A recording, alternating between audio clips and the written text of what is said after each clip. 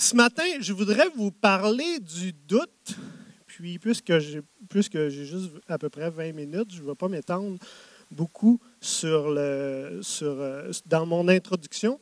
Mais ce matin, je veux vous parler justement du doute, puis qui est souvent, en fait, qui est tout le temps, un voleur dans notre vie.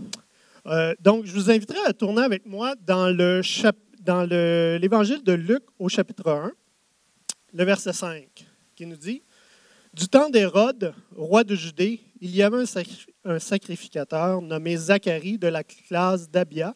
Sa femme était d'entre les filles d'Aaron et s'appelait Élisabeth. Tous deux étaient justes devant Dieu, observant d'une manière irréprochable tous les commandements et toutes les ordonnances du Seigneur. » À ce moment où est-ce que le texte prend place, ça fait 400 ans que Dieu est silencieux.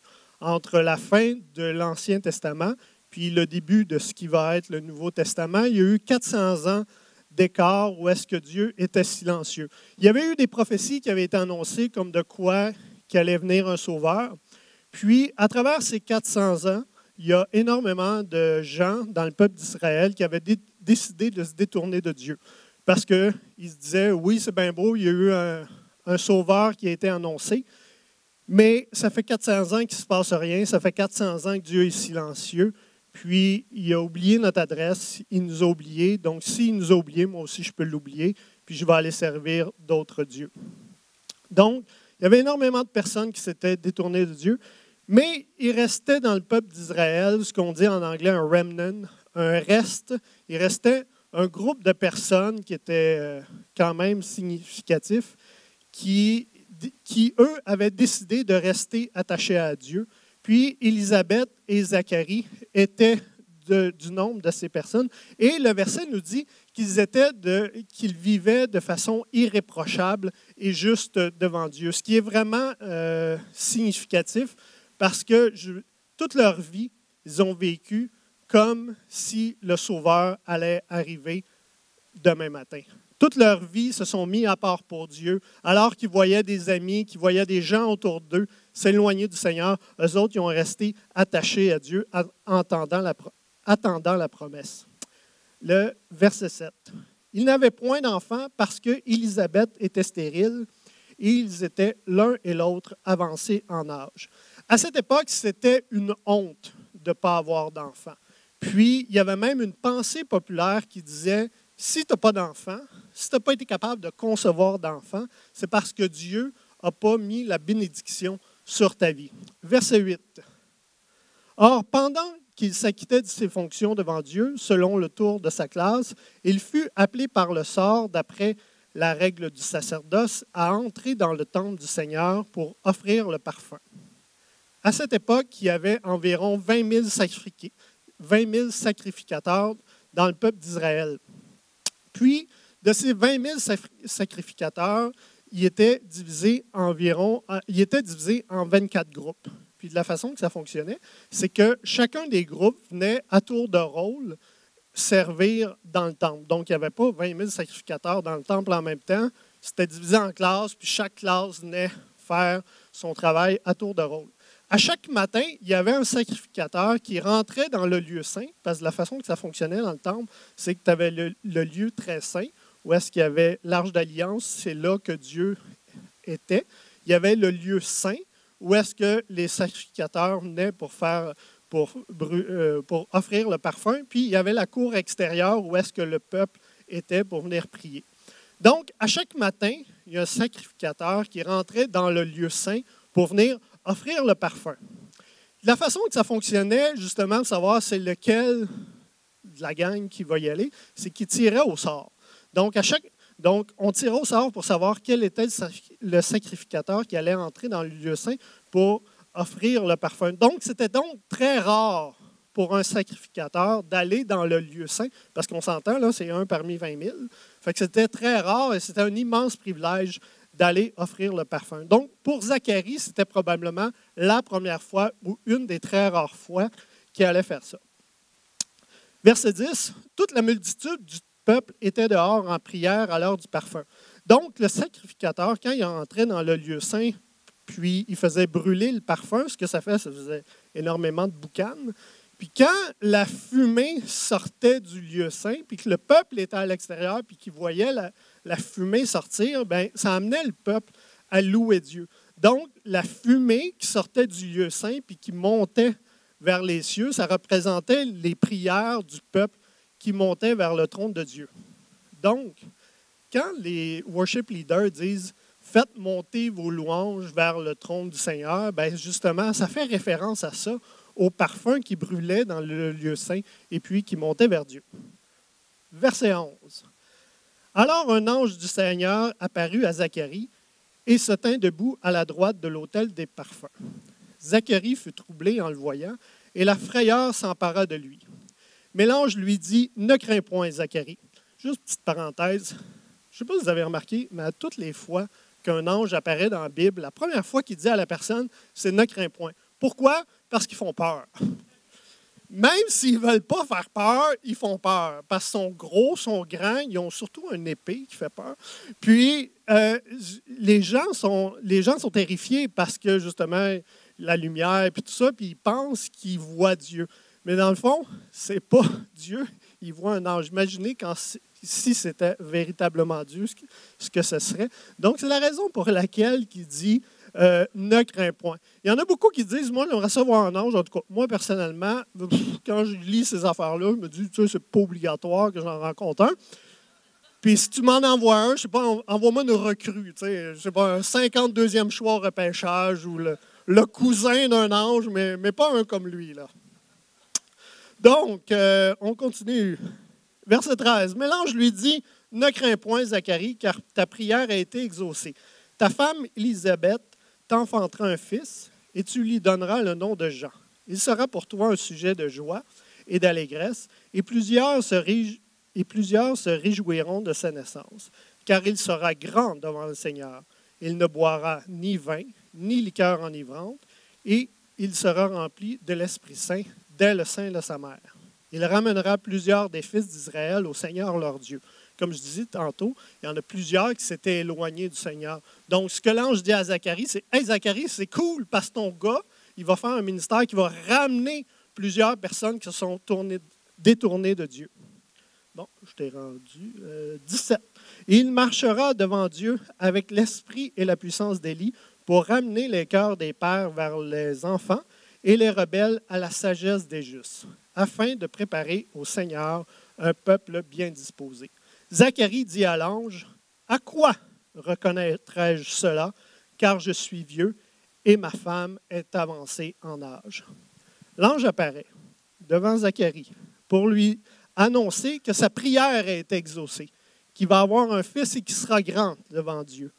Mais mon Zach, il répond, « C'est bien beau, mais non, ça ne marchera pas parce que je suis trop vieux. » Qu'est-ce qui est intéressant de voir ici, c'est que quand l'ange apparaît à Zacharie, il ne lui annonce pas quelque chose d'impossible. Parce que Zacharie sait très bien que ce que l'ange lui dit, Dieu a fait la même chose pour Abraham. Parce qu'Abraham avait 100 ans lorsqu'il a eu Isaac, puis Sarah avait 90 ans. Donc, l'ange ne lui annonce pas quelque chose d'humainement impossible. Au contraire, il annonce quelque chose d'humainement possible parce que ce que Dieu veut faire dans la vie de Zacharie, en lui donnant un fils, il l'a déjà fait pour Abraham. Dans le fond, ce que l'ange vient lui dire, c'est « Écoute, Zach, ce que Dieu a fait pour Abraham, il veut le faire aussi pour toi. » Mais, verset 19, l'ange lui répondit, « Je suis Gabriel, je me tiens devant Dieu.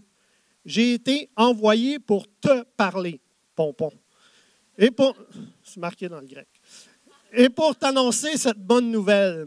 Et voici, tu seras muet et tu ne pourras parler jusqu'au jour où ces choses arriveront, parce que tu n'as pas cru à mes paroles qui s'accompliront en leur temps. » Si on s'arrête quelques minutes et on réfléchit, mais qu'est-ce qui peut faire en sorte que Zacharie, qui est juste devant Dieu, qui est irréprochable devant Dieu, puisse regarder l'ange qui lui apparaît physiquement, là, il n'était pas un rêve, là, il était physiquement devant lui.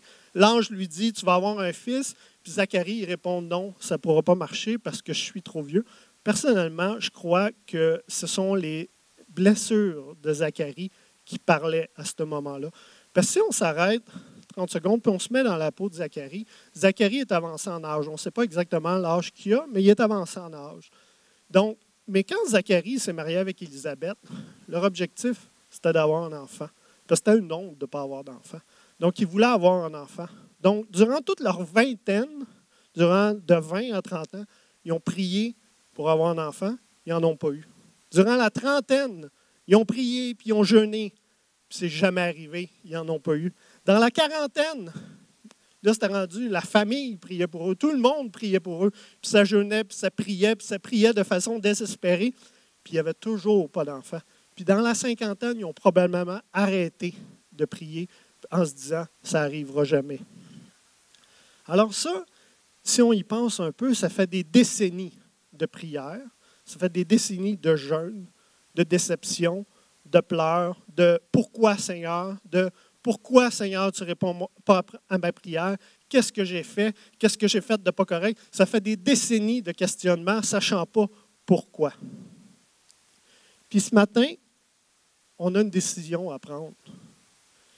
Parce que l'ange, ce qu'il lui dit, c'est « Tu vas te taire. » Parce que Dieu veut faire quelque chose, puis tu vas te taire jusqu'à temps que ça s'accomplisse. Puis ce matin, vous et moi, on a une décision à prendre. On peut choisir de faire taire la voix du doute. Puis alors que tu te tais, puis que je me tais, Dieu va venir toucher notre cœur. Alors qu'on se tait, comme Séphora le disait, alors qu'on prend du temps intime avec Dieu, puis qu'on fait taire la voix du doute, Dieu va venir guérir les blessures qui sont à l'intérieur. Alors qu'on se tait, Dieu va venir faire une œuvre de restauration dans notre cœur. Puis alors qu'on se tait, on va donner pleine liberté à Dieu d'agir dans notre vie. Si on poursuit au verset 26, au 6e mois de la grossesse d'Élisabeth, l'ange Gabriel, le même ange qui est apparu pour Zacharie, fut envoyé par Dieu dans une ville de Galilée appelée Nazareth, auprès d'une vierge fiancée à un homme de la maison de David nommé Joseph. Le nom de la vierge était Marie. L'ange entra chez elle et dit, « Je te salue, toi, à qui une grâce a été faite. Le Seigneur est avec toi. » Troublée par cette parole, Marie se demandait ce que pouvait signifier une telle salutation. L'ange lui dit, « Ne crains point, Marie, car tu as trouvé grâce devant Dieu. Et voici, tu deviendras enceinte, et tu enfanteras un fils, et tu lui donneras le nom de Jésus. Il sera grand et appelé Fils du Très-Haut, et le Seigneur Dieu lui donnera le trône de David, son père. Il régnera sur la maison de Jacob éternellement, et son règne n'aura pas de fin. » Gabriel se présente devant Marie pour lui annoncer exactement le même genre de message qu'il a annoncé à Zacharie, qui était la naissance d'un fils. Verset 34. Mais Marie, non, il n'y a pas de mais, il y a juste Marie. Marie dit à l'ange, « Comment cela se ferait-il, puisque je ne connais point d'homme? » Marie n'est pas en train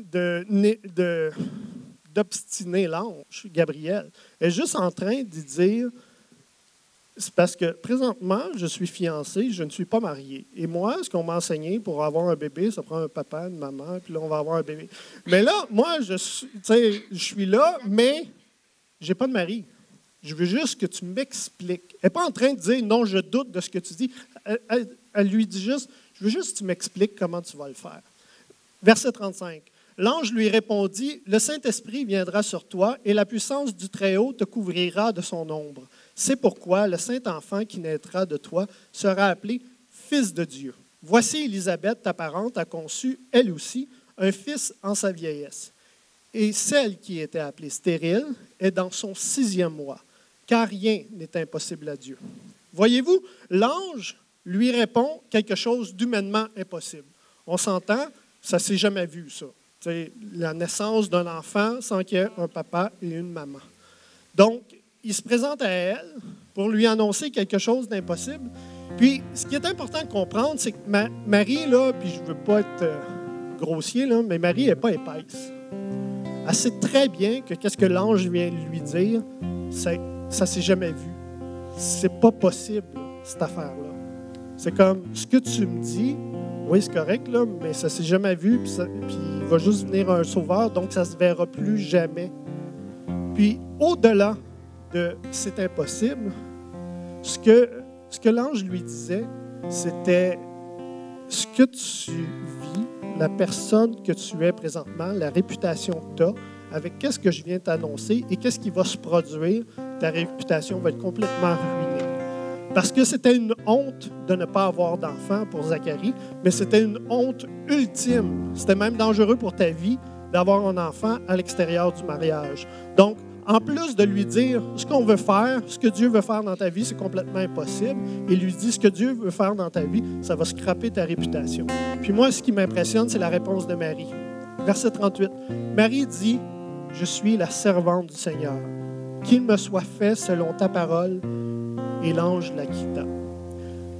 L'ange se présente devant Zacharie pour lui faire une annonce qui est quelque chose d'humainement possible. Parce que ça s'est fait pour Abraham, ça s'est déjà vu auparavant. Puis, la voix du doute fait en sorte que Zacharie dit « Non, ça ne pourra pas marcher. » Le même ange se présente à Zacharie pour lui faire une annonce, mais cette fois-ci de quelque chose qui est humainement impossible. Mais la voix de la foi lui fait dire « Je suis la servante du Seigneur, qu'il me soit fait selon ta parole. » En terminant, parce que j'ai plus beaucoup de temps, en terminant, je voudrais qu'on fasse quelque chose. Ce n'est pas un appel, mais on va faire de quoi? Allez-y, vous allez voir, ça va être cool, ça fera pas mal. OK? Je vais vous inviter à vous asseoir confortablement. Je pense que c'est déjà pas mal fait, et à fermer les yeux. OK? Tout le monde, on ferme les yeux. J'ai une question pour toi ce matin. Est-ce que tu as un rêve dans ton cœur? Si tu as un rêve, pense à ce rêve-là. As-tu un rêve pour Dieu? Tu sais, là, tu as quelque chose qui brûle dans ton cœur, puis ça brûle depuis longtemps. Puis c'est un rêve pour Dieu. Tu sais que c'est Dieu qui l'a déposé dans ton cœur. Imagine-le dans ta tête, puis imagine-le beau. Tu sais, là, imagine-le aussi beau, puis aussi gros que tu peux. Il n'y a pas de limite. Maintenant que tu le vois, ce rêve-là, imagine que l'ange Gabriel vient vers toi puis dit, ce rêve-là qui est dans ton cœur, là, Dieu, il veut l'accomplir. Mais par contre, tu vas devoir faire une chose. Tu vas devoir faire taire la voix du doute et choisir la voie de la foi. Parce que la voie du doute est assez forte pour te convaincre que même des choses humainement possibles ne peuvent s'accomplir dans ta vie. La voie du doute est celle qui retient la puissance de Dieu et le miraculeux. Dans Marc 6, c'est intéressant de voir que Marc parle dans son évangile qu'il y a eu un moment où est-ce que Jésus était à Nazareth puis il enseignait dans la synagogue. Puis, Nazareth, c'était sa ville natale. Donc, les gens le connaissaient. Puis, il l'écoutait enseigner, puis il disait « Wow, il est vraiment sage. » Puis, il avait entendu parler de tous les miracles qu'il avait faits, mais il disait « On le connaît, lui, voyons donc, ça n'a pas de bon sens. » Tu sais, il y en a qui devaient se dire « Je suis allé à l'école avec ce gars-là, je le connais. » Tu sais, ça ne peut pas être le sauveur, je suis allé à l'école avec. Il y en a d'autres qui disaient « Tu sais, c'est le fils de Marie, c'est le fils de Joseph. On connaît ses frères, on connaît ses sœurs. Ce serait lui le sauveur. Voyons donc, ça ne se tient pas debout. » Puis le verset 5 nous dit, « Il ne put faire là, en parlant de Jésus, il ne put faire là aucun miracle, si ce n'est qu'il imposait les mains à quelques malades et les guérit. Et il s'étonnait de leur incrédulité. » Jésus était à Nazareth, dans sa ville natale. Il voulait faire des miracles. C'est sûr qu'il voulait faire des miracles. Il y avait plein de besoins à cet endroit-là. Mais il ne put faire aucun miracle parce que les gens étaient incrédules. La voie du doute, c'est la voie de l'incrédulité qui retient la puissance de Dieu pour l'empêcher d'agir. Pour que Zacharie voie le miracle de la naissance de son fils, il a dû tout d'abord faire taire la voie du doute pour pouvoir adopter la voie de la foi. Puis ensuite, voir l'accomplissement arriver. À l'opposé de la voie du doute, il y a la voie de la foi qui va ouvrir le chemin vers le miraculeux. C'est la voie de la foi qui fait que tu vas voir des miracles s'accomplir, les miracles humainement possibles et les miracles humainement impossibles. La voie de la foi, c'est la voie qui donne la pleine liberté à Dieu d'agir dans ta vie. C'est la voie qui te fait dire, « Seigneur, je suis à ton service et que ta volonté soit faite. » Ce matin, il y a un choix qui s'offre à toi. Quelle est la voie que tu vas choisir? La voie du doute ou la voie de la foi? Dieu a un plan pour ta vie. Il veut accomplir des miracles dans ta vie et à travers ta vie. Vas-tu choisir la voie du doute qui va te voler ta destinée ou tu vas choisir la voie de la foi qui va ouvrir le chemin de ta destinée? Puis en terminant, juste vous dire, la décision que vous allez prendre aujourd'hui, ce sera le fun que ce soit juste pour une fois. Mais malheureusement, il faut la prendre à tous les matins.